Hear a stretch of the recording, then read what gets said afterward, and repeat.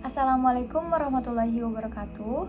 Perkenalkan, nama saya Najwa Sapiani, mahasiswi Prodi Manajemen Fakultas Ekonomi dan Bisnis dengan NIM 1123-11001, kelas MA 23C13, dengan dosen pengampu Ibu Widya Astuti pada mata kuliah Manajemen Keuangan. Baik, di video kali ini saya akan memaparkan materi yang ada pada mata kuliah Manajemen Keuangan. Sebelum ke inti pembahasan, di sini saya akan memperkenalkan dulu atau membahas terlebih dahulu apa itu capital budgeting. Langsung saja, ini dia. Semoga bermanfaat.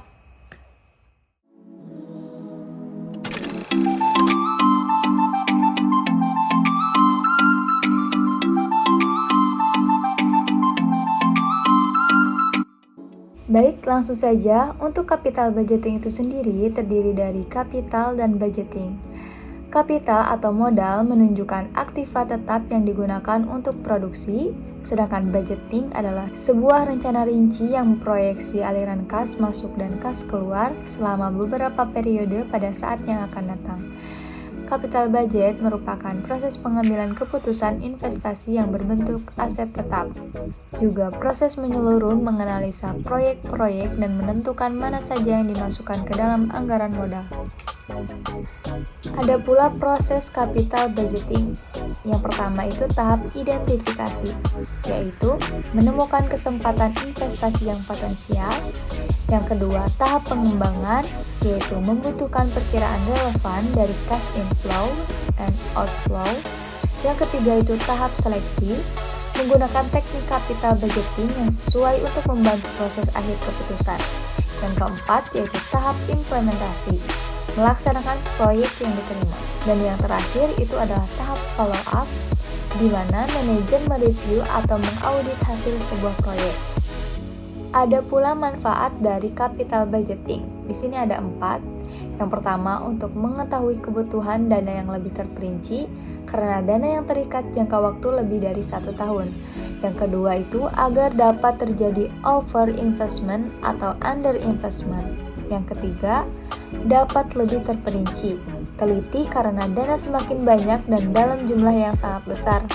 Dan yang terakhir itu mencegah terjadinya kesalahan dalam pengambilan keputusan. Nah, di sini itu ada teknik capital budgeting. Ada 6.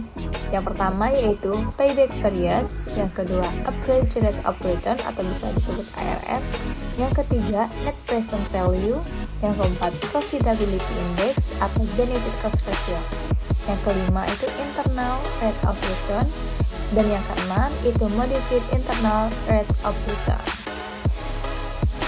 Untuk teknik capital budgeting ini, saya hanya akan membahas 2 poin saja. Yang pertama itu net present value, dan yang kedua itu internal rate of return. Oke, langsung saja ke NPV atau net present value, yang dimana metode ini untuk membandingkan antara cash flow yang masuk dan cash flow yang sudah dikeluarkan perusahaan. Untuk rumusnya sendiri yaitu net present value sama dengan present value dikurangi cash flow. Untuk kriteria penerimaannya, proyek tersebut itu akan diterima jika net present value itu lebih besar daripada 0. Yang kedua yaitu internal rate of return atau IRR. Metode ini untuk membandingkan antara tingkat pengembalian yang akan diterima dengan cash flow yang sudah dikeluarkan perusahaan. Untuk rumusnya tersendiri itu ada 2, yaitu yang annuity dan non-annuity. Disesuaikan dengan soalnya. Dan kriteria penerimaan dengan IR itu yaitu proyek dapat diterima jika IRR-nya itu lebih besar daripada modal yang dikeluarkan. Baik, kita langsung saja ke contoh soal. Itu proyek A dan B memiliki risiko yang sama, biaya modal perusahaan atau cost of capital sebesar 15%. Cash inflow dari masing-masing proyek tergambarkan pada tabel berikut. Nah, sebelum itu kita harus membedakan terlebih dahulu mana yang termasuk non-annuity dan annuity. Untuk non-annuity itu adalah proyek A dan annuity itu proyek B. Langsung saja kita tentukan nilai NPV dan IRR-nya. Baik, untuk jawaban NPV itu kita harus membuat tabel terlebih dahulu, yang dimana tabel tersebut didapat dari tabel PPIF. yang 15%. Kemudian jika sudah ditemukan, kita masukkan ke dalam rumus, yang dimana PVA untuk project A dikurangi cash flow.